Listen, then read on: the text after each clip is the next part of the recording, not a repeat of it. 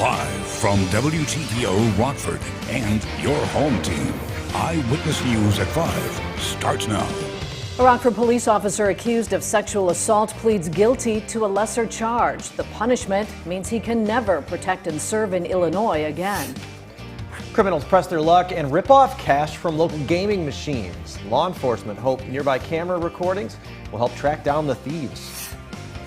The Illinois Senate passes energy legislation overnight that would keep 2 Exelon power plants open. The changes Governor J.B. Pritzker wants to see as the bill heads to the House. Good evening, I'm Mimi Murphy. And I'm Eric Wilson. One of the Rockford police officers charged with raping a woman takes a plea deal. Eric Thurmond was sentenced to 50 hours of community service and cannot serve as a police officer in the state of Illinois. Michelle Rave was in the courtroom this morning and has reaction to the deal.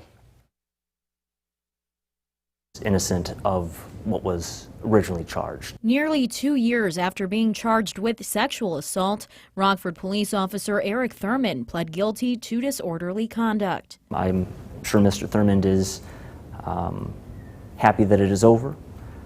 He has a lot of support from friends and family, and I think that's always important. Thurmond was facing a Class 1 felony, which could have meant up to a year in prison and having to register as a sex offender. The plea deal is a misdemeanor. And that's a very tough thing for someone to have to face anyway, just going through the court process. So, yep, absolutely. I think something like this can be a deterrent. Erica Engler with Rockford Sexual Assault Counseling says survivors of sexual assault have to deal with so much during court proceedings. Having to kind of relive that every court date, and having another continuance and, waiting, is this person going to be found guilty or not? It's a really hard thing. Engler says people should not get discouraged to come forward. We always encourage people, regardless of if you go to the police or not, please call us so you can get support and the help that you need to heal from this. While Thurmond's attorney says all sides should be considered. They get labeled as just the defendant, and they are people, and many people get charged with offenses, and getting out of the system is so much more difficult than getting into it. Reporting in Rockford for your home team, I'm Michelle Rave. Bullets fly during a Tuesday protest outside the Winnebago County Justice Center. A group of activists affiliated with May 30th Alliance say they were gathered outside on West State Street when a car drove up and someone fired. The shooting was captured in a Facebook video. Police say a bullet fragment was found on the ground outside the Justice Center. Around the same time, a drive-by shooting was reported close by on Avon Street.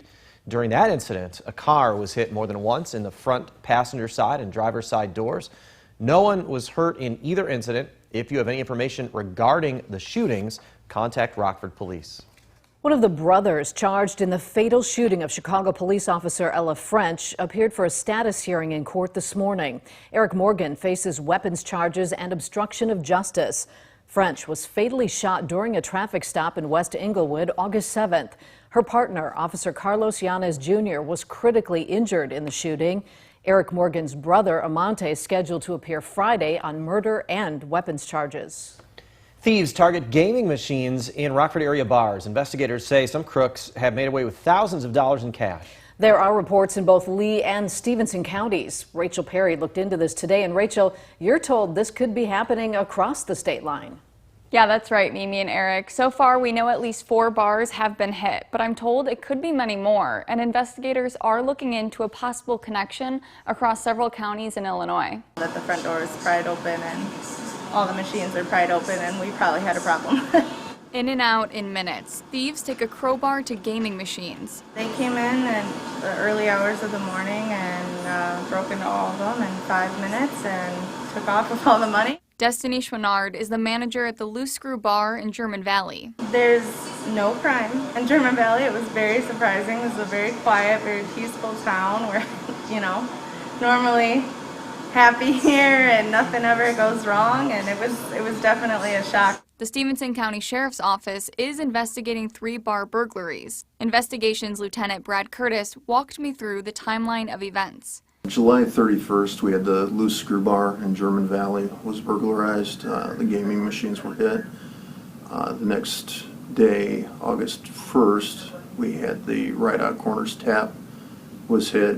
And then on August 2nd, Route 20 Bar and Grill was hit. Lee County Sheriff is also warning local bars and gaming parlors to be on the lookout. In fact, Lieutenant Curtis tells me all of northern Illinois is. We've been in communication with several other counties looking into the possibility that these are all connected. We don't have anything firm on that right now, though. Now Schwinnard wants the burglars to know the impact their actions have. We're all single moms and young women, and it really affected our jobs. They didn't just rob the state of Illinois and the gaming machines, they stole from us too.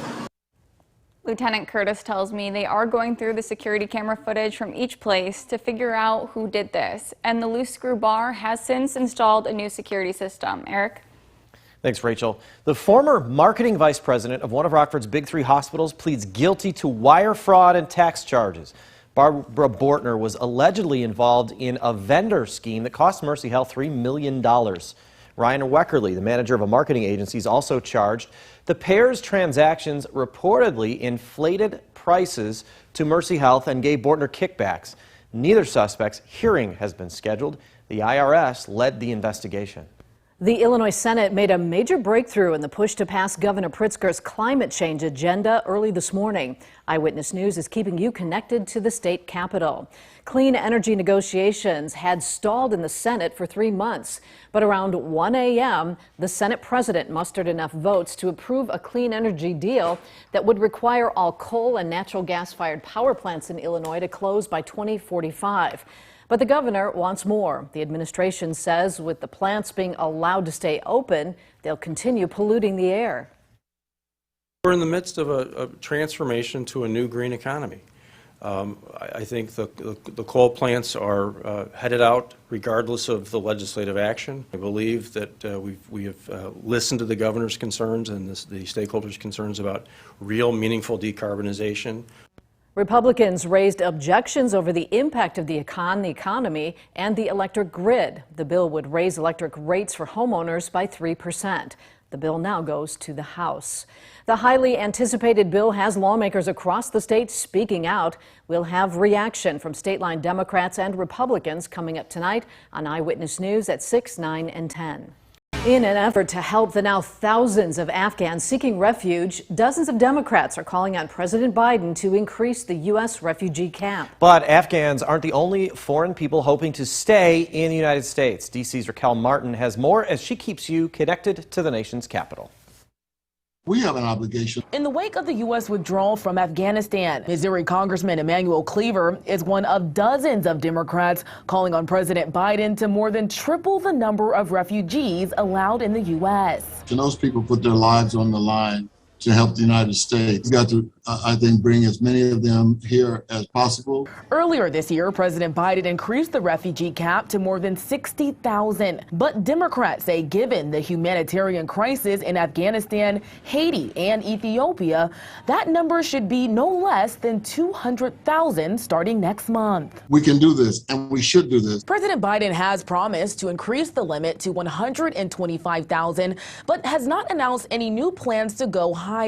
White House Press Secretary Jen Psaki says right now the focus is getting thousands of recently evacuated Afghans vetted and safely resettled. What is also true is that every person who wants to leave Afghanistan and come to the United States is not going to be able to do that. While Republicans like Indiana Congressman Larry Bouchon support efforts to help more Afghans, we absolutely should do more to get them out. Some say increasing the cap is not the answer. I think we need to have a larger discussion on that. Matthew Sorens with World Relief disagrees. I think that that's actually a reasonable goal, given the incredible need. He says the administration needs to do more. A real commitment from the administration to processing people, making sure that people can actually make it to the U.S. In Washington, Raquel Martin. Well, good evening, everyone. Hopefully you enjoyed the day today. It was a pretty nice weather day across the state line. A little breezy at times, but we dealt with pretty comfortable conditions. And we'll talk about that in just a second. But as we talk about the month of September and some of the changes that we are expecting as we start meteorological Fall, well, for the beginning of the month, we'll start out at 80 degrees. That's the normal high or average high. But by the end of the month, we'll have average highs near 70 degrees and we'll have average lows near 48 degrees. And we will lose about an hour and 22 minutes of daylight. So as we continue through September, expect less and less daylight across the state line. But as we talk about the planning forecast for this evening, we are expecting the sunny skies to stay out there, temperatures in the upper 70s. But by the time we get to midnight, we'll be in the upper 50s with clear conditions. A great night to view the stars, but definitely cool out there. At the moment, though, pretty comfortable. 80 degrees in Rockford at this hour, 79 in Freeport, Dixon at 79 as well. And when we take a look at the Mercyhealth SkyTrack weather camera, it shows that overall we have pretty quiet conditions across the sky. You can see the spider web on the camera moving in the wind. We still have wind anywhere from 5 to about 10 miles per hour. Now, the radar shows that we are quiet, and that's the case across a large portion of the nation. You really have to go east to find most of the active weather in the nation, and that is impacting a lot of Pennsylvania, New Jersey, that tri-state area with very heavy rain and even some tornado concerns. Fortunately for us, we have high pressure that's dominating our weather, and that is keeping us cooler and also allowing drier air to filter in. So we are noticing a big difference in our weather today compared to earlier this week and even last week. But our next weather maker is actually right now moving through the Rockies. It'll slowly drift east as we head throughout the next 2 days and likely arrive to us as we head toward the weekend in the form of clouds and then maybe a spotty shower here or there. But at this point, with high pressure control, this moisture will have a hard time reaching us. So as we head throughout the night tonight into tomorrow morning, things stay fairly quiet. No weather issues whatsoever. We'll start to notice more clouds moving in late in the day. I think this model is overdoing the cloud cover, but still, we are talking about more clouds moving in by the time we get to Thursday afternoon and Thursday evening. The clouds stick around as we head throughout the night, Thursday into Friday, and then we'll have to watch out for an isolated shower or two on Friday. But because the air is so dry at the surface, I think any moisture that moves into our region won't likely make it and impact us. But in terms of tonight, no moisture out there, a starlit sky, temperatures down to about 52 degrees, and the 7-day forecast shows that, well, we have plenty of sun, especially early in the day on Thursday, but then as we head into Friday, we'll have a slight chance for rain, definitely clouds out there. That slight chance lingers into Saturday, will quiet down Sunday, and then for Labor Day, things look pretty good, temperatures near 80 degrees. Now, the Napleton Sports Desk with Sports Director Scott Lepper. Well, the Packers won't be taking a flight to New Orleans for their season opener against the Saints. There's been a change of plans. Instead, they're going to play the Saints here at the home of the Jacksonville Jaguars, TIAA Bank Field. The change is being made because New Orleans isn't ready to host anything in the aftermath of Hurricane Ida. The kickoff will still be at 3:25 Central Time. The Saints were hoping to play at the Cowboys' home field AT&T Stadium, but there's going to be a concert there that weekend. So how do the Packers feel about Jacksonville? Jacksonville, I don't think we had a whole lot to say. I think obviously they work with us, but it's I think with this being a New Orleans home game, that was a lot to say from our view. Love to have it here, though. Would have been nice. We'll adjust, and I think, yeah, there are some adjustments in terms of there's some positives that it probably won't be quite as loud, but the negative is it's hard to simulate that kind of heat. So our guys are going to have to do a great job of hydrating and, taking care of their bodies all week. Well, the Packers made some more roster moves today, including signing quarterback Kurt Benkert and receiver Equanimous St. Brown back to their practice squad. The Bears re-signed several players to their practice squad. They also put 2 guys on the reserve injured list, Danny Trevathan and rookie tackle Tevin Jenkins. Well, defenseman Connor Murphy is happy to know he'll be wearing a Blackhawks sweater for the next several seasons. He's agreed to a 4-year contract extension. Yeah, it's really exciting. I mean, it's something, I guess, going into the summer, I didn't even realize it was going to be a possibility, and as we got going into it, when it came up, it was just super exciting to be able to do this and be here. Chicago has felt like home to me now for years. Cubs are going to take on the Twins again tonight in Minneapolis. The White Sox will host the Pirates again. The Sox put Tim Anderson on the 10-day injured list with a sprained hamstring. We'll be right back.